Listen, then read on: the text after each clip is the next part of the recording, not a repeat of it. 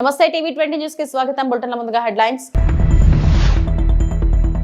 పూంచ్లోని పౌరులు దేవాలయాలను లక్ష్యంగా చేసుకున్న పాకిస్తాన్. అమిత్ షా.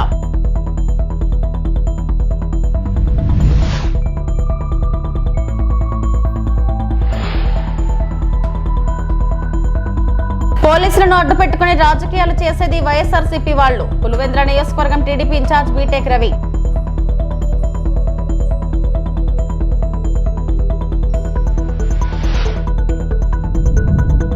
శ్రీకాళహస్తీశ్వర స్వామివారి దేవస్థానానికి విచ్చేసిన హీరో శ్రీకాంత్ కుటుంబ సభ్యులు.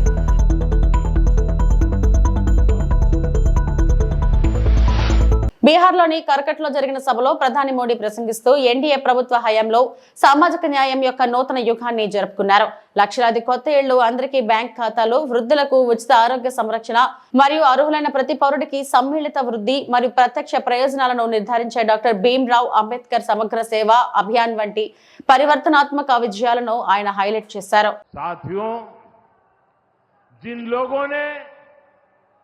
बिहार को सबसे ज्यादा ठगा, जिनके दौर में बिहार के गरीब और वंचित तबके को बिहार छोड़कर जाना पड़ा, आज वही लोग सत्ता पाने के लिए सामाजिक न्याय का झूठ बोल रहे हैं। दशकों तक बिहार के दलित, पिछड़ों और आदिवासियों के पास शौचालय तक नहीं था। दशकों तक हमारे इन भाई बहनों के पास बैंक में खाता नहीं था। उन्होंने बैंकों में उनके लिए तो एंट्री बंद थी, दरवाजे तक भी घुसने नहीं दिया जाता था। दलित और पिछड़ा वर्ग के ही सबसे ज्यादा लोग झुग्गी झोपड़ी में जीवन गुजारा करते थे, उनके पास पक्का घर तक नहीं था, वे बेघर थे। करोड़ों लोगों के सर पर छत तक नहीं थी। मैं आपसे पूछता हूं, बिहार के लोगों की ये दुर्दशा, ये पीड़ा, ये तकलीफ, क्या ये कांग्रेस और आरजेडी का क्या यही सामाजिक न्याय था? गरीबों को इस प्रकार से मजबूरी में जीने के लिए सारी नीतियां बनाने के आदी लोग। साथियों, इससे ज्यादा अन्याय कोई नहीं हो सकता है। कांग्रेस और आरजेडी वालों, इन्होंने कभी दलित, पिछड़ा की इतनी तकलीफों की चिंता तक नहीं की।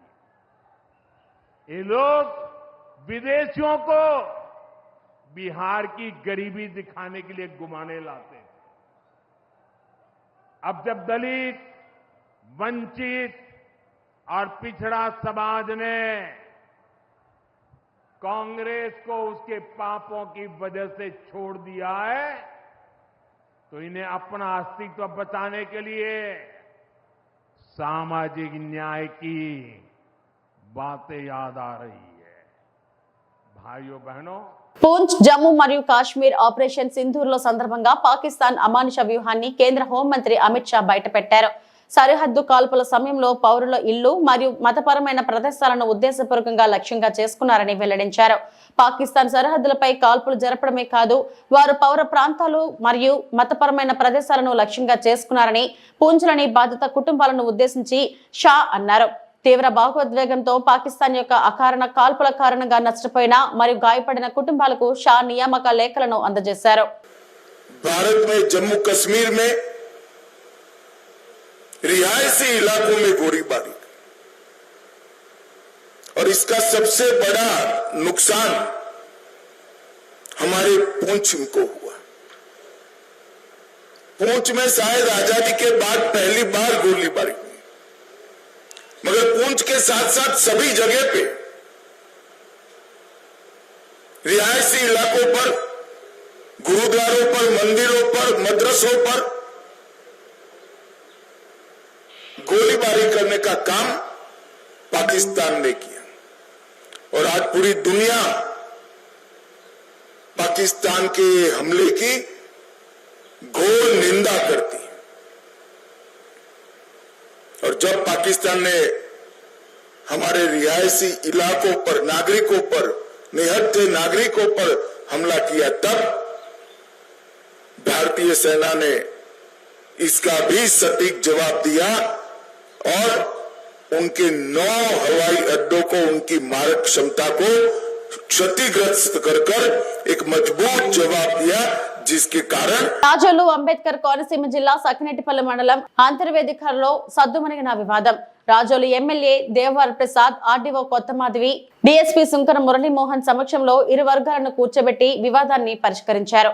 ఈ సందర్భంగా ఎమ్మెల్యే మాట్లాడుతూ అంతర్వేదికలలో వివాదం సద్దుమణిగిందని, విగ్రహం స్వల్పంగా ధ్వంసం అవడంతో జిల్లాలో సీఎం పర్యటన ముగిసిన తర్వాత కొత్త విగ్రహాన్ని ఏర్పాటు చేస్తామని ఎమ్మెల్యే తెలియజేశారు. అంతర్వేదికర అనే గ్రామంలో ఈరోజు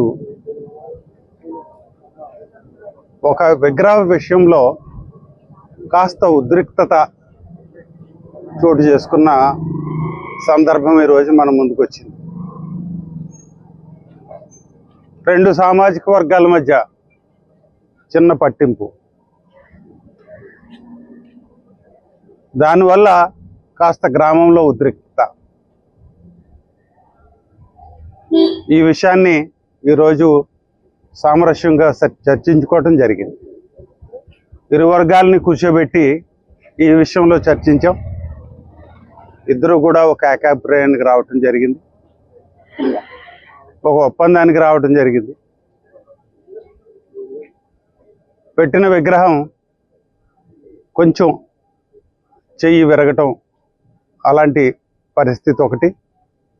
ఎందుకంటే విగ్రహం ఆ నాయకుని యొక్క గౌరవం, ప్రతిష్ట అవన్నీ కూడా నిలబెట్టడానికి, అదే కాకుండా విగ్రహాన్ని సరిగ్గా నిలబెట్టాలి, సరిగ్గా ప్రారంభించుకోవాలి అని ఇంకో ఉద్దేశం. ఈ ఉద్దేశాలతో దాన్ని 31వ తారీఖు వరకు, అంటే సీఎం గారి ప్రోగ్రాం మన జిల్లాలో ఉంది, అది అయ్యే వరకు దాన్ని కాస్త కప్పి ఉంచి ఆ తర్వాత దాన్నంతా కూడా సరిచేసి ప్రారంభించుకోవటానికి ఇరు వర్గాలు కూడా ఒక ఏకాభిప్రాయానికి రావటం జరిగింది. గ్రామంలో ఎలాంటి తలనొప్పులు ఉండటానికి వీల్లేదు.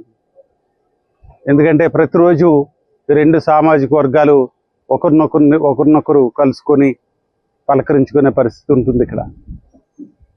కాబట్టి ఒక సామరస్య వాతావరణం అనేది ఇక్కడ ఉండాలనే ఉద్దేశంతో ప్రొద్దున నుంచి వీరితో కూర్చోవటం, ఇద్దరితో చర్చించడం, వారిద్దరు చివరికి ఒక ఏకాభిప్రాయానికి రావటం,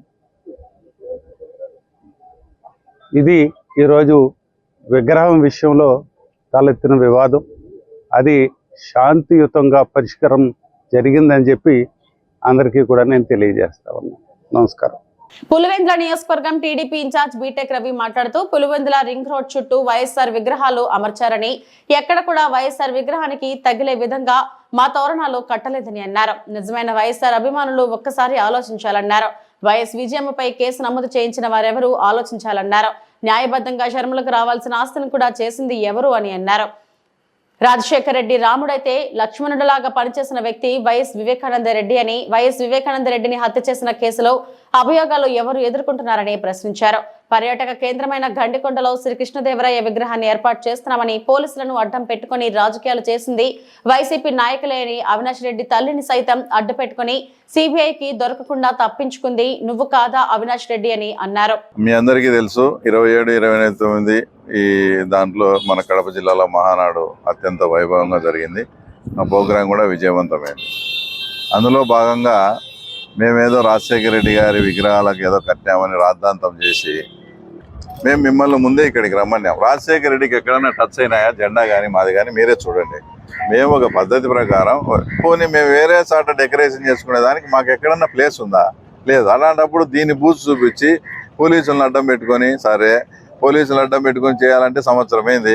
ఎవడైనా ఒక వైఎస్ఆర్సీపీ కార్యకర్త ఎవడైనా సరే వచ్చి నన్ను పోలీసులను అడ్డబెట్టుకొని నువ్వు కక్ష సాధింపు చర్య చేసినావని నాకు చెప్పండి, నేను ఇప్పుడే వాళ్ళకి సమాధానం కూడా చెప్తాను.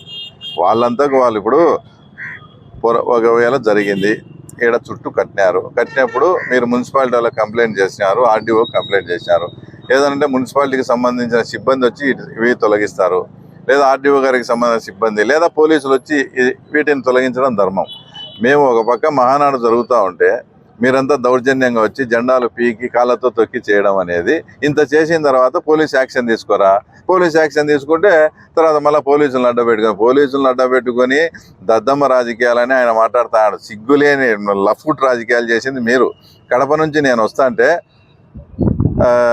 యోగివేమన యూనివర్సిటీ కాడ పోలీసు వాళ్ళు కదా నన్ను అరెస్ట్ చేసి ప్రైవేట్ వాళ్ళకి అప్పగించింది మీరు. మళ్ళీ పోలీసుల గురించి మీరు దాని గురించి మాట్లాడడం, పోలీసులు అడ్డపెట్టుకుని కాదా నువ్వు కర్నూలులో సిబిఐ కేసు నుంచి బయటపడింది. ఒకసారి చూడు, మాట్లాడేటప్పుడు ఏం మాట్లాడతారు ఏమనేది కూడా వెనక ముందు చూసుకోరా.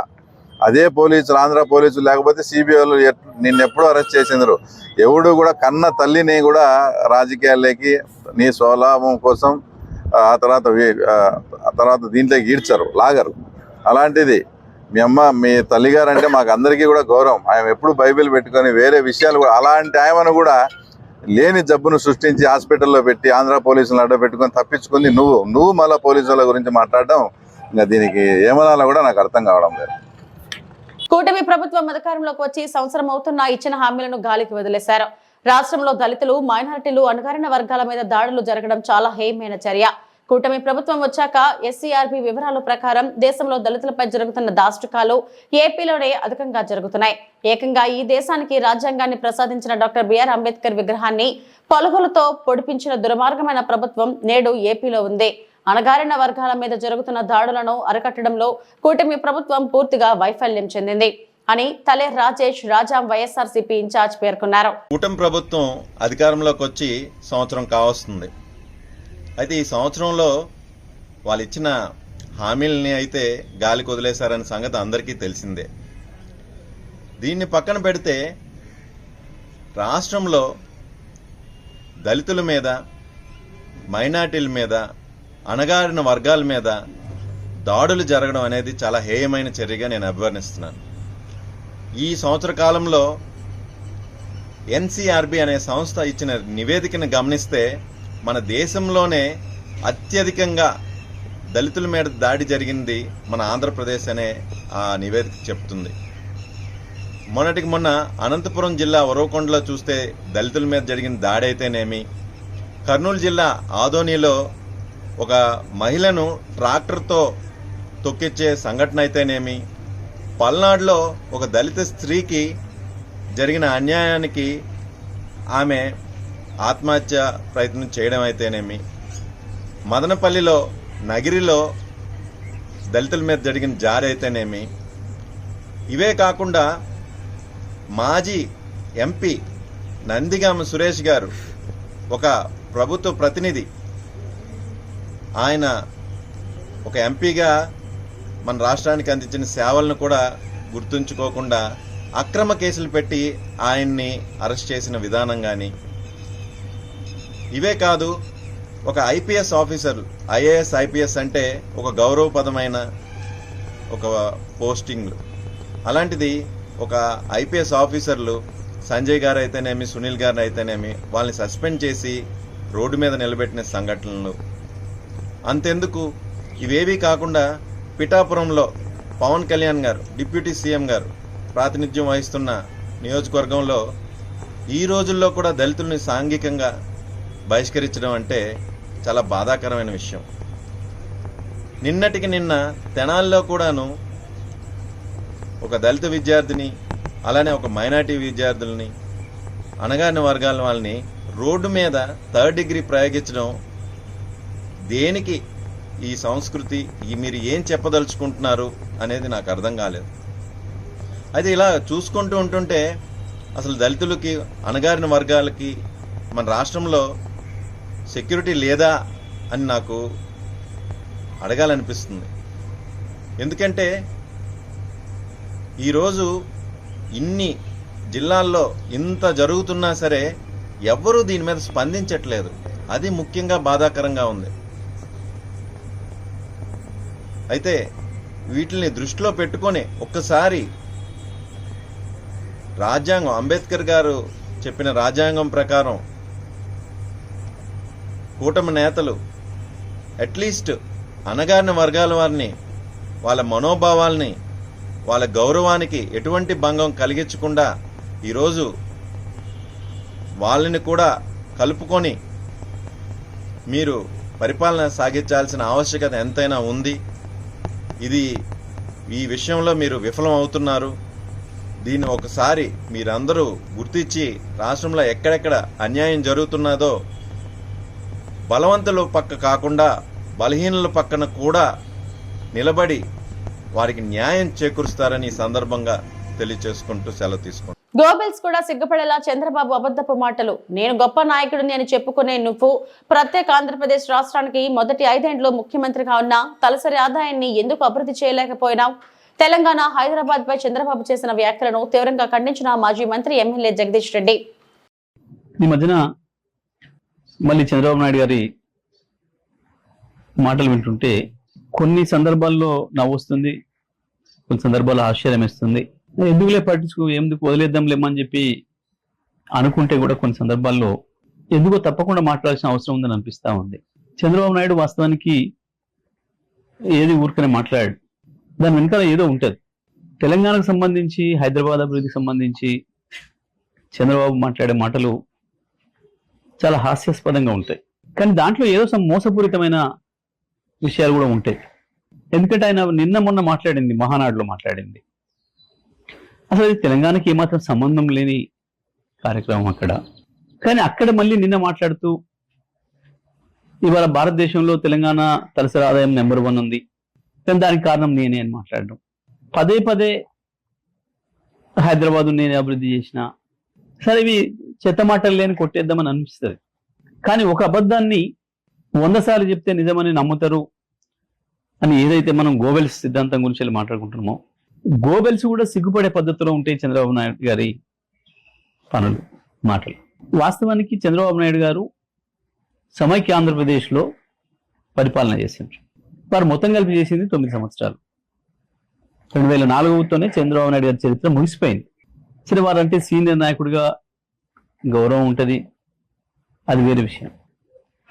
కానీ మాట్లాడే మాటలు విన్నప్పుడు మాత్రం చాలా చిరెత్తుకొస్తుంది. వీళ్ళు తెలంగాణ వాదులు వాళ్ళదైన పద్ధతుల్లో వాళ్ళు స్పందిస్తున్నారు సోషల్ మీడియాలో. మిత్రులు నిజమే, కొన్నిసార్లు వాళ్ళు పెడుతున్న పదాలు, వాళ్ళు వాడుతున్న పదాలు చూస్తే కూడా కొంచెం బాధ అనిపిస్తుంది. అంత హార్ష్గా ఎందుకు మాట్లాడుతున్నారు మా వాళ్ళు అని. కానీ మీలాంటి వాళ్ళకు అదే సరైందేమో అనే భావన వచ్చేటట్లు ఉంది మీ ప్రవర్తన. 2014లో మీరు ఆంధ్రప్రదేశ్ని 5 సంవత్సరాలు పరిపాలించారు. కేసీఆర్ గారు తెలంగాణ పరిపాలించారు 2014 నుంచి 23 వరకు. మొత్తం భారతదేశంలో ఏ రాష్ట్రంలో రానటువంటి ఒక అభివృద్ధి ఒక్క తెలంగాణ రాష్ట్రంలోనే వచ్చింది. ఈ రంగం ఆ రంగం అని కాదు, ప్రతి రంగంలో అభివృద్ధిలో ఆకాశంలోకి దూసుకుపోయింది తెలంగాణ.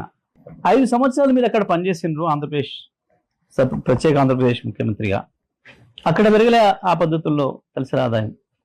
ఒక తెలంగాణనే సమైక్య ఆంధ్రప్రదేశ్ నుంచి విడిపడ్డ నాడు కేవలం 1,12,000 తలసరి ఆదాయం ఉంటే ఇవాళ 3,60,000 వచ్చింది, 3,70,000 వచ్చింది దాదాపు. ఇవాళకి కూడా నీ ఆంధ్రప్రదేశ్ తలసరి ఆదాయం 2.5 లక్షలే. చంద్రబాబు నాయుడు గారు దీనికి సమాధానం చెప్పాలి. మీరు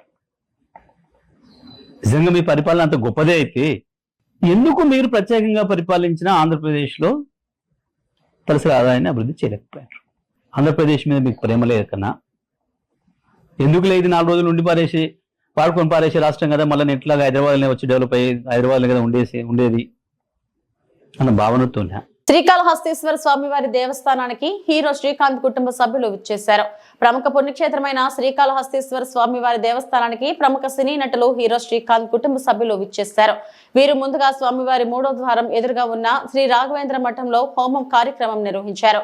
అనంతరం శ్రీకాళహస్తీశ్వర స్వామివారి దర్శనానికి విచ్చేశారు.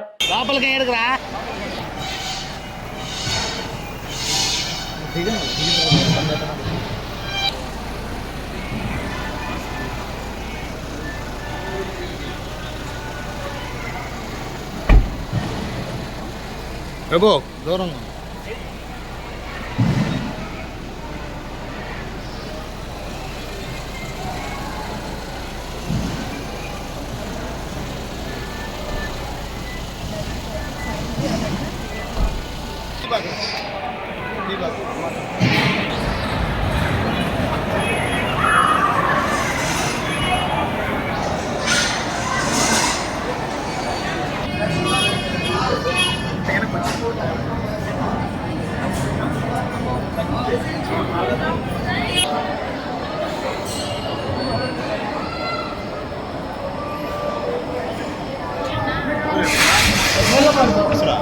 శ్రీకాంత్ ఏ సైడ్ రే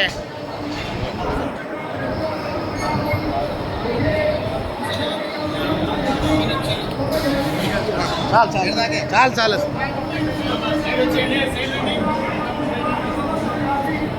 రమ్మ సైడ్ రండి.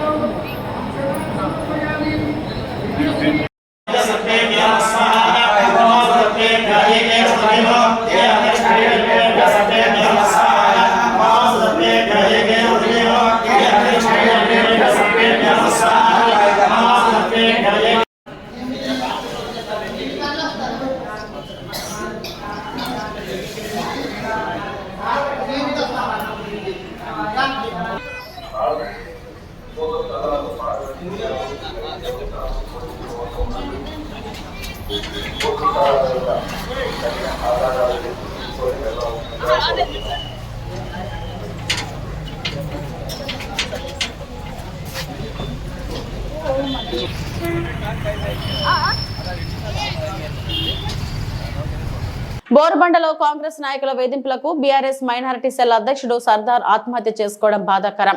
బీఆర్ఎస్ పార్టీలో 10 సంవత్సరాలు అనుభవించి కాంగ్రెస్ వెళ్లిన కార్పొరేటర్ అరాచకాలు పీసీసీ అధ్యక్షుడు గమనించాలి. బీఆర్ఎస్ మైనారిటీ సెల్ అధ్యక్షుడు సర్దార్ మృతి కాంగ్రెస్ పార్టీలోనే బాధ్యత వహించాలని కూకట్పల్లి ఎమ్మెల్యే మాధవరం కృష్ణారావు కేసీఆర్ ప్రభుత్వంలో చిన్న మధ్యతరగతి కుటుంబాలు ఇల్లు కట్టుకుంటే స్వాగతించాం.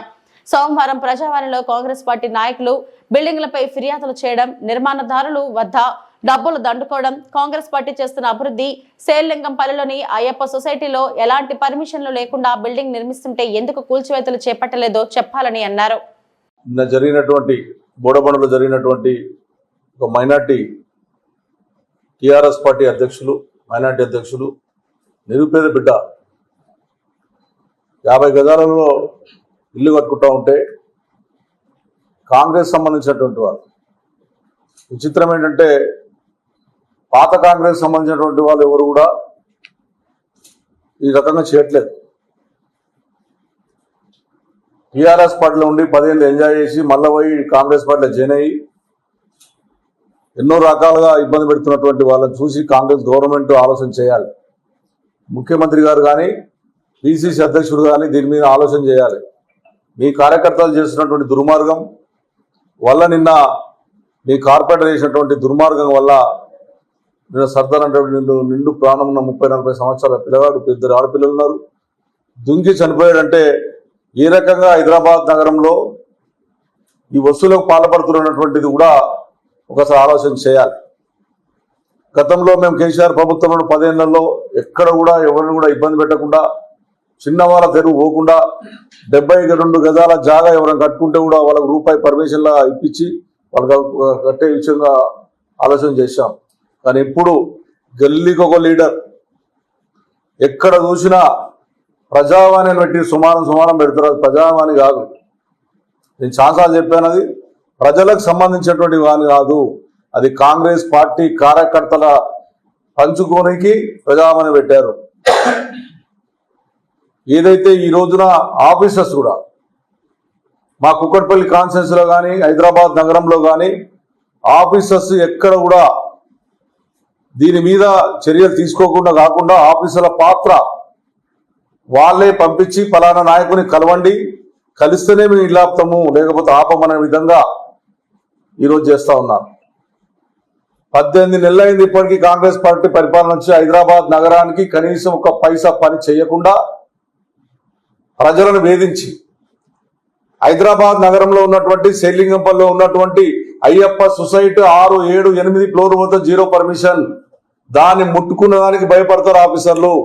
దానికి ఆనుకోని ఉన్నటువంటి బోడబండ మాత్రము గూడగొట్టే ప్రయత్నం చేస్తే నిండు ప్రాణం ఉన్నటువంటి సర్దార్ చనిపోవడం అనేది పూర్తి బాధ్యత కాంగ్రెస్ పార్టీ వహించాలి. ఎవరైతే వేధింపులు పాల్పంచుకున్నారో, వేధింపులు చేశారో, ఆ యువకుడు చనిపోయాడో వాళ్ళ మీద కేసులు బుక్ చేయాలి. ఏదో చిన్న కేసులు పెట్టి చేతులు దులుపుకుంటే రేపొద్దు ఖచ్చితంగా మేము దాని మీద పోరాడతామని చెప్పి కూడా ఈ సందర్భంగా తెలియజేస్తా ఉన్నాం. ఇవి ఇప్పటివరకు నా బులెటిన్ అప్డేట్స్. నమస్తే.